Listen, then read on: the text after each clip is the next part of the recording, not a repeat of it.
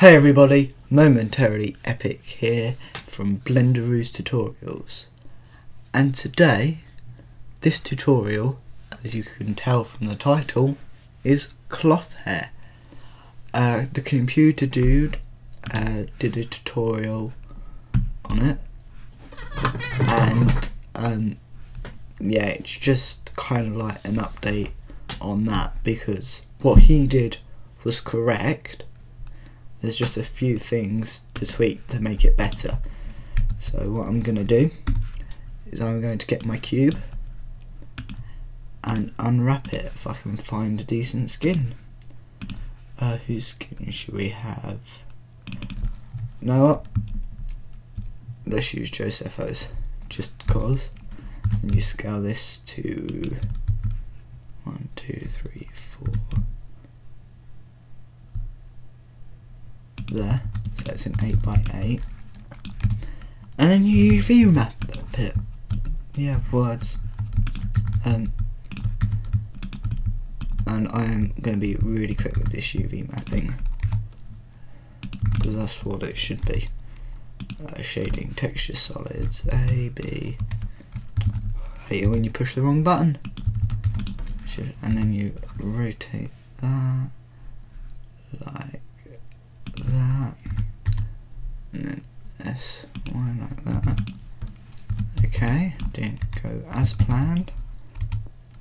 Okay, right, now that that's done, you just G control, and then rotate that. If you don't know how to rotate it, you push R and then hold control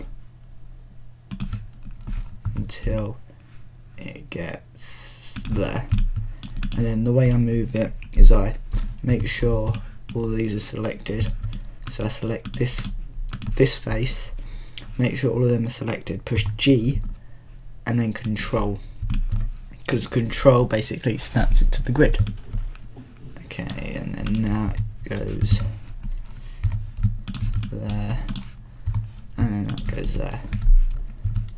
Okay, so I'm just going to drag that up and add a armature, single bone, and then what I'm going to do, I'm going to make sure that's on that, and I'm going to go that, shift that, control P. I'm just going to say with automatic weights, just because hopefully, yeah, excellent. Okay, so this is your head.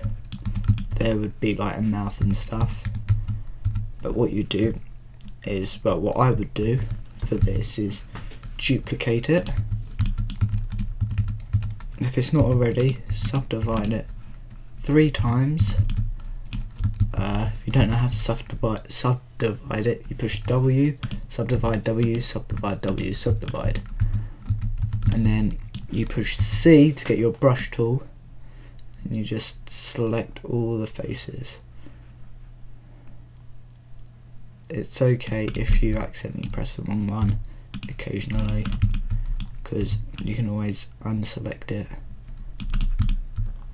And then I push Control 7 to get to the bottom view, and then I push B, I drag all that, and then I deselect this by pressing Shift and then right clicking. Okay, so just check that is everything.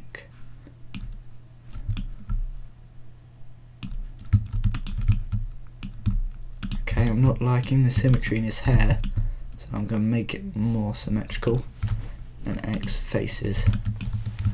Okay, so now if you gave this a cloth,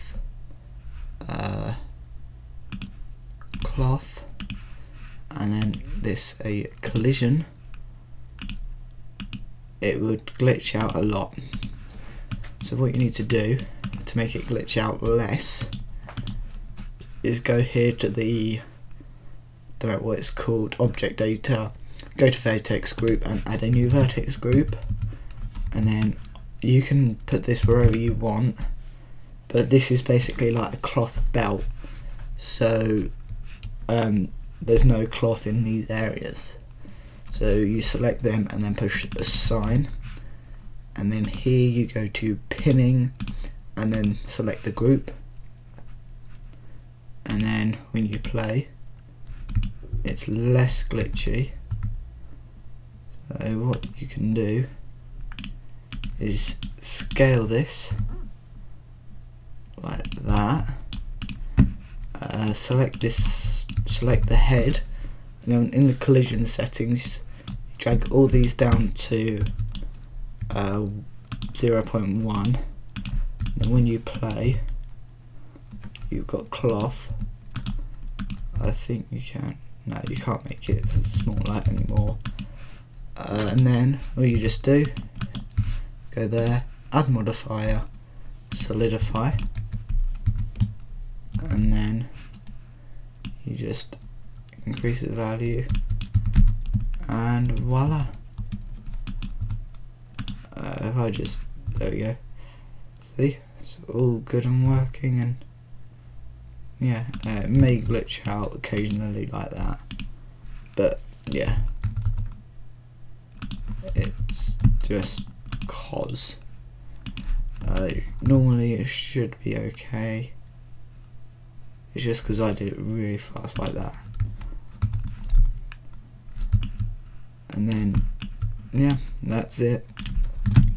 If you get these texture glitches, just select the face, scale it in, select the face, scale it in, select the face, scale it in, let the face, scale it in, let the face, scale it in.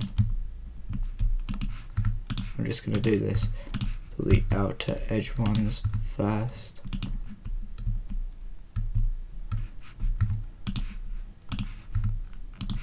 Okay, just to be sure, but yep, that is basically it.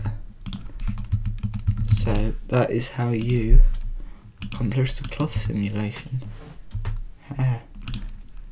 I mean, you can try and make it smaller, but it'll start like going like that.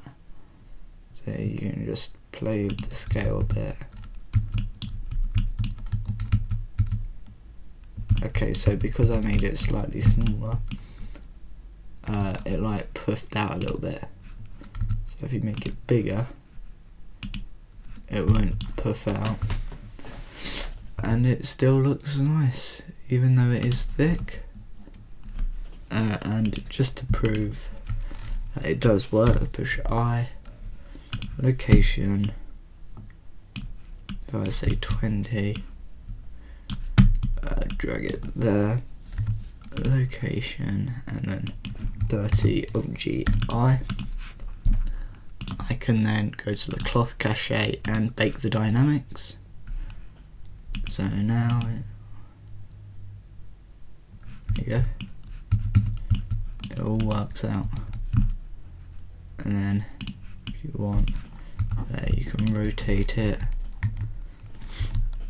If I actually just go here, I Lockwood scale, that I Lockwood scale, that I Lockwood scale, and then RX, that I Lockwood scale.